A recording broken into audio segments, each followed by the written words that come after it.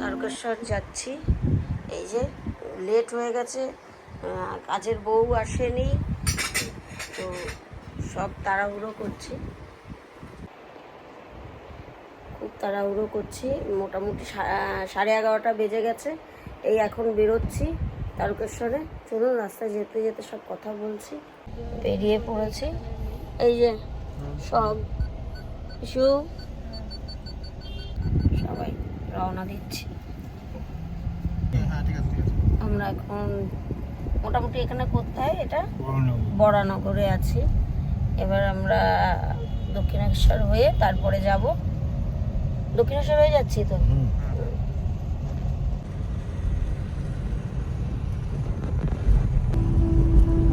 এখন আমরা হাইওয়েতে আছি।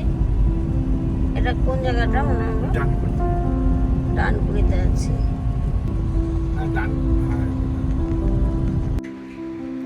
আমরা খুব আনন্দ করতে করতে যাচ্ছি, মানে গান চলছে, ফাঁকা রাস্তা, ওয়েদারটা এত ভালো। মানে গান তো আপনাদের শোনা, মানে যদি গানটা শোনাতাম তাহলে আপনাদেরও খুব খুব ভালো লাগবে, কিন্তু কি করব, কপিরাইটের ভয়ে এটা দেওয়া যাবে না। তো আমরা খুব সুন্দর আনন্দ করতে করতে যাচ্ছি। এখন আমরা মোটামুটি কাশী বিশ্বনাথ চলে এসেছি। ঘুম পেয়ে যাচ্ছে, এই তো চলে এসেছি বাবা, এই চলে এসেছি। বোন ঘুমিয়ে পড়েছে। আর ও কি করছে? ওকে একটু কোলে নে, ওকে সমানে বসিয়ে নিয়ে আসছি। ও সোনা, আমার সোনাকে দেখা, আমার সোনা, সোনা, সোনা বাবা আমার।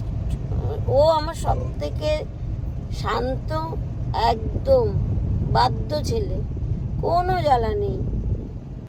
এই এখানে বাঘ রাখে, এটা হচ্ছে কাশী বিশ্বনাথ। কাশী বিশ্বনাথ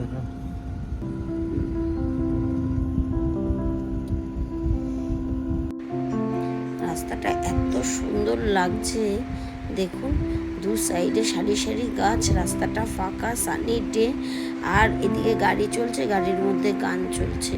মনে হচ্ছিল না যে মানে এত অপরূপ একটা দৃশ্য আর এত অ্যাডভেঞ্চারটা নিতে ভালো লাগছিল।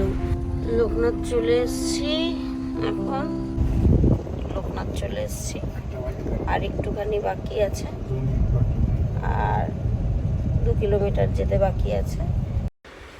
এই যে তারকেশ্বরে ঢুকে গেলাম, মানে পৌঁছে গেলাম, আর একটুখানি গেলেই তারপরে পার্কিং করা হবে।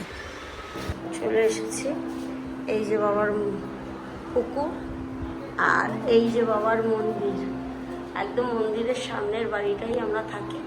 এটা হচ্ছে বিভূতিভূষণ, এই বাড়িটার নাম বিভূতিভূষণের বাড়ি। এই যে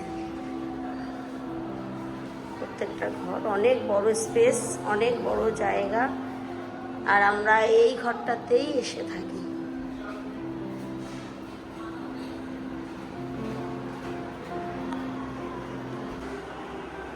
ও বাবা, এর ভিতরে কাগজ আছে। এটা আইসক্রিম? হ্যাঁ, বাবা নন্দলাল টাইপ। বাবা পিস্তা ফ্লেভার, কেশর পিস্তা।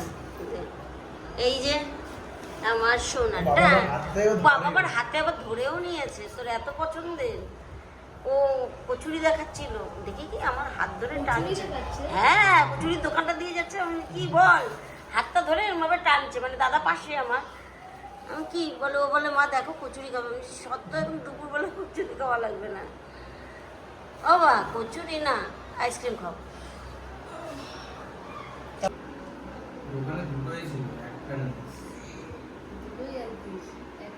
কম কথা বল, একটা খাচ্ছিস, একটাই খা। দুটো কিসে লাগবে তোর? দুখানাই লাগবে তোর? আইসক্রিম, কেক, এগুলি তোর সব কিছু না, তুই খা, আমাদের লাগবে না। তুই খাবি?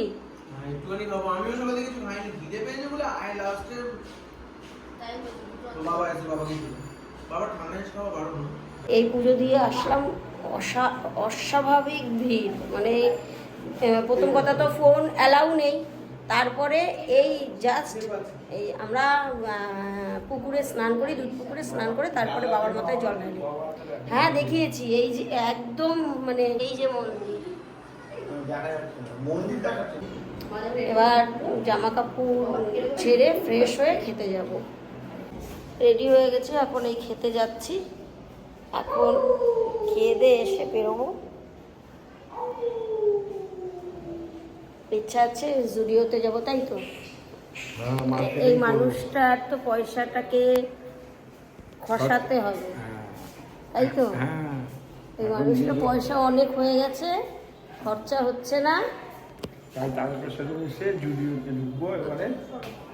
যাওয়ার পথে জুডিও মনা আবার করে চুলে হেয়ার স্টাইল করেছে। তুই হ্যালো, এই হচ্ছে এই বাড়িটায় থাকি, আর এই হচ্ছে তারকেশ্বর মন্দির। এই যে মন্দিরের আমরা খেতে যাচ্ছি সবাই। আর এখানে মাটনটা খুব দারুণ হয়, কচি পাঁঠার মাংস, কচি পাঁঠার মাংসের ঝোল মানে এখানে ফেমাস। আর ইঁচড় এখানে ফেমাস, তারপরে পটল এখানে ফেমাস। ভাত, আলু ভাজা, এটা হচ্ছে আলু পোস্ত, আর এটা হচ্ছে ডাল, আর আসছে কি মটন, তাই তো? মটনটা খুব ভালো, এখানকার মটনটা কচি পাঁঠার মাংস তো খুব খেতে টেস্ট, কোনো রকম চর্বি নেই। মানে তারকেশ্বরের কচি পাঁঠার ঝোলের একটা ভালো নাম আছে, মানে খুব প্রসিদ্ধ যাকে বলে, মানে খেতে অসাধারণ। এখানের কচি পাঁঠার ঝোলের সঙ্গে কোথাও কচি পাঁঠার ঝোলের তুলনা হবে না। তো আমরা 4টে কচি পাঁঠার ঝোল নিয়ে নিয়েছিলাম, যদিও 4 জন খাইনি, একটা বাড়ির জন্য নিয়ে নিয়েছিলাম। আর আমার ভাই এই কচি পাঁঠার ঝোল খেতে খুব ভালোবাসে।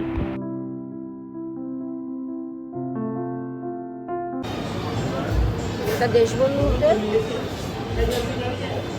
খাওয়া দাওয়া খুব অসাধারণ, বলো? মাছটাও বেশ ভালো রান্না করে। সব রান্না মানে মাটনটা তো একদম অসাধারণ রান্না করে, কোনো হবে না। হয়ে গেছে, আমরা এবার তারকেশ্বর থেকে বাড়ির দিকে রওনা দিচ্ছি। এই যে সবাই গাড়িতে উঠছে, এবার বাড়ি না, একটু জুডিওতে যাওয়ার ইচ্ছা আছে। পুজো শপিং স্টার্ট হচ্ছে তো, আর তো এক পুজোর মাস বাকি। শপিং না, পুরীতে যাব। আচ্ছা আরো আপডেট দেবো। শপিং আমি তো জানতাম এটা পুজোর শপিং, কারণ কি আর এক মাস বাকি আছে পুজো। আজকে 1 সেপ্টেম্বর, পরে বেশি কিছু নেব না, এর আগে অনেক কিছু নেওয়া হয়েছিল। বেসিক্যালি ইস্যু জন্য। এত সুন্দর একটা সামনে পুকুর, এত ভালো লাগছে দেখতে।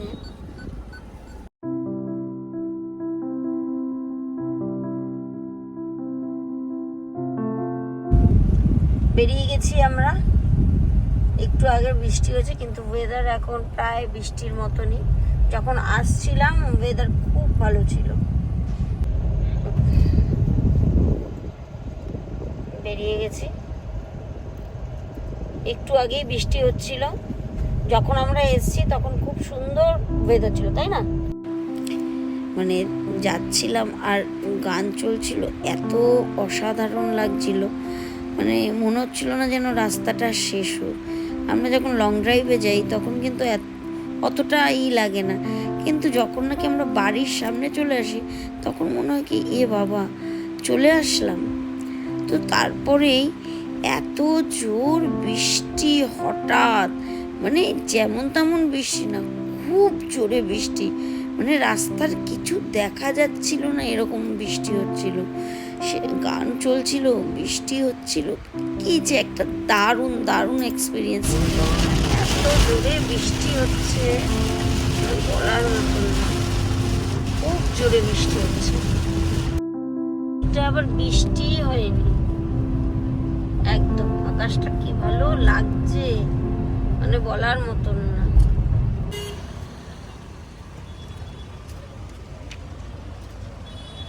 তুমি আসবে না?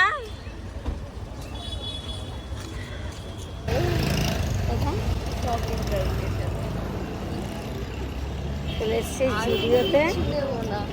আমি কিচ্ছু নেবো না, হ্যাঁ তো আমার নেওয়া আছে তো আমি কিছু নেব না, তাই তো? আচ্ছা, হ্যাঁ। আমরা জুডিওতে চলে এসেছি আর প্রচণ্ড পরিমাণে ভিড় ছিল। ভালো, যেহেতু পুজো শপিং স্টার্ট হয়ে গেছে, আমার এখনো হয়নি যদিও। তো এখানে প্রচুর প্রচুর কালেকশন ছিল আর ভ্যারাইটি অনেক রকমের ছিল, রিজনেবল প্রাইস। সব থেকে বড় কথা, মলে যে এত কম প্রাইসে ড্রেস হয় আর এত ইউনিক ড্রেস সব, মানে বলার মতন না। সত্যি জুডিও মনে হয় মানে মধ্যবিত্তর জন্য একদম পারফেক্ট। তো মেয়ে নেবে না বলে 2-3টে নিয়ে নিল। তো ওর জন্য শার্ট নেওয়া হয়েছিল, একটা টি শার্ট নেওয়া হয়েছে, তারপরে হ্যাঁ একটা শার্ট একটা টি শার্ট নেওয়া হয়েছে। আমার জন্য এটা দেখছিলাম, তো এটা আর নেওয়া হয়নি। আর বাই বলে দাও, হ্যাঁ, বাই বাই বলে দাও, বাবাই। এই জুতোটা আমার খুব পছন্দ হয়েছে।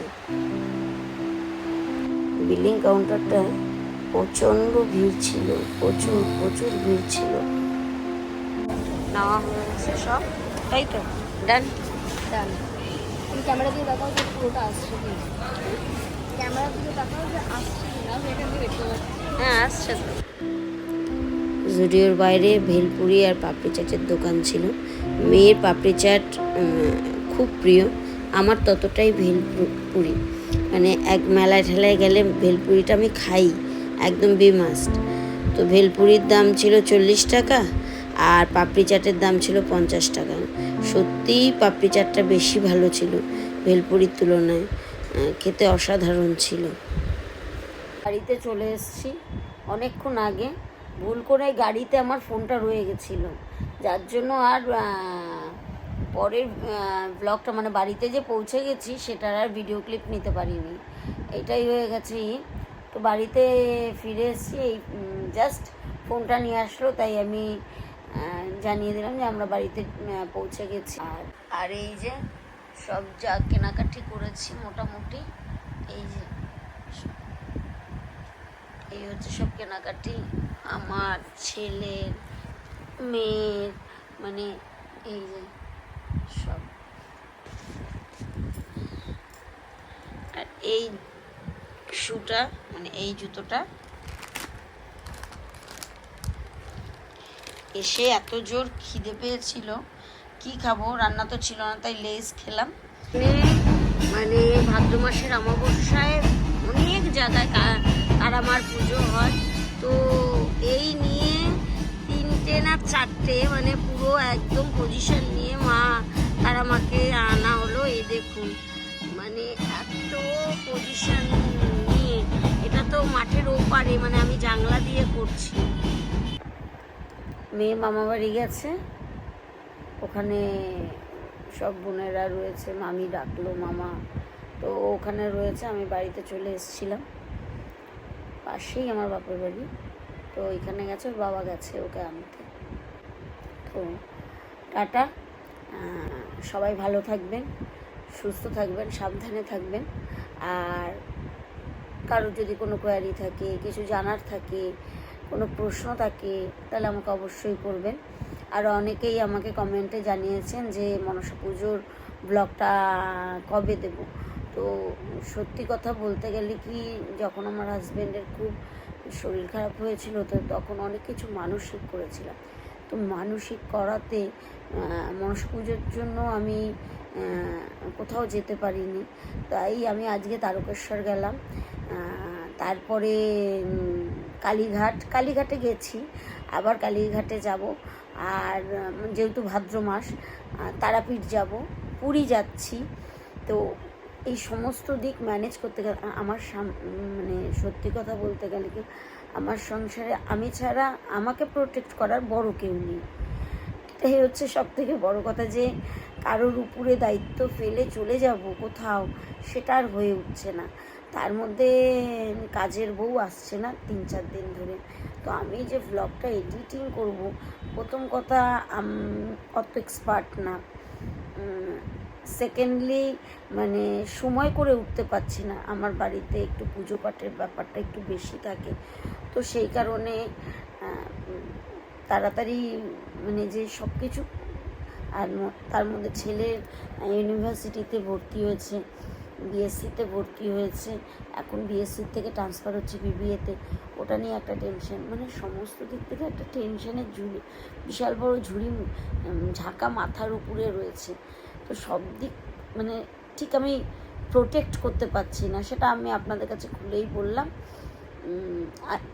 অবশ্যই খুব তাড়াতাড়ি দেবো মনসা পুজোর ব্লগটা, আর জন্মাষ্টমীর ব্লগটা আমার খুব তাড়াতাড়ি দেওয়ার ইচ্ছা আছে। তো যেহেতু এই সপ্তাহটা পুরো রানিং, গণেশ চতুর্থী সমস্ত দিক থেকে, তারপরে শনি মহারাজের মানে এক জায়গায়, সেটা এখানে না, আমার মামা বাড়ির ওখানে উত্তরপাড়ায় আমি মানসিক করেছি, সেই ভাদ্র মাসের মধ্যেই সেই কটা সপ্তাহ তার পুজো উপোস কমপ্লিট করতে হবে। সব দিক থেকে আপনারা আশীর্বাদ করুন যেন আমি এই জায়গাটার থেকে, মানে এটা তো একটা ঋণ, এই ঋণের থেকে যেন আমি মুক্ত হই। যা কথা দিয়েছি ঈশ্বরকে, সে তো আমার কথা রেখেছে, এবার আমার কথা রাখার পালা, তো আমি যেন পারি। তো চলুন, সবাই কিন্তু আমার ব্লগটা খুব বেশি বেশি করে দেখবেন, আর ব্লগটা শেয়ার করবেন, কমেন্ট করবেন, ভালো লাগে কমেন্ট পড়তে। এখনও কোনো দিন আমি কমেন্টের রিপ্লাই দেইনি, যদিও দেওয়াটা আমার উচিত। আমি কি বললাম, আমি এই জায়গাটা আমি ঠিক ম্যানেজ করতে পারছি না। আপনারা যত আমাকে এনকারেজ করুন, আমি এটা চাই যে আমাকে এনকারেজ করুন, যাতে আমি খুব আমার মধ্যে একটা উদ্যমতা আসে, কেন আমি ব্লগগুলো খুব তাড়াতাড়ি দিতে পারি। তো চলুন, শুভরাত্রি। আজকে এখানেই আমি কমপ্লিট করছি। রাত্রে ডিনারে আছে আলু সিদ্ধ ভাত, কেন কি কালকে গেছে বৃহস্পতিবার থেকে আমার পুরো কন্টিনিউ, বৃহস্পতিবার দিন একাদশী গেছে, শুক্রবার দিন সন্তোষী মায়ের উপোস গেছে, শনিবার দিন ওই বড় বাবার উপোস গেছে, আজকে রবিবার তারকেশ্বর গেলাম। তো আমার এই কটা দিন পরপর টানা ভাত ঠিকভাবে খাওয়া হয়নি, তা আমি আলু সিদ্ধ ভাত খাবো, ডিম সিদ্ধ আলু সিদ্ধ দিয়ে আমি ভাত খাবো। এটা আমার মানে আজকে রাত্রে, মানে এটা আমি নিজের ইচ্ছা থেকে খাবো, ঘি দিয়ে গরম গরম আলু সিদ্ধ ভাত, মানে আজকে রাত্রের ডিনার এটা। তো চলুন, টাটা। আপনারা কিন্তু সাবস্ক্রাইব করবেন, অবশ্যই আমার ব্লগটা দেখবেন, আমাকে এনকারেজ করবেন, কমেন্টে জানাবেন আপনাদের কেমন লাগছে। টাটা, সবাই ভালো থাকবেন।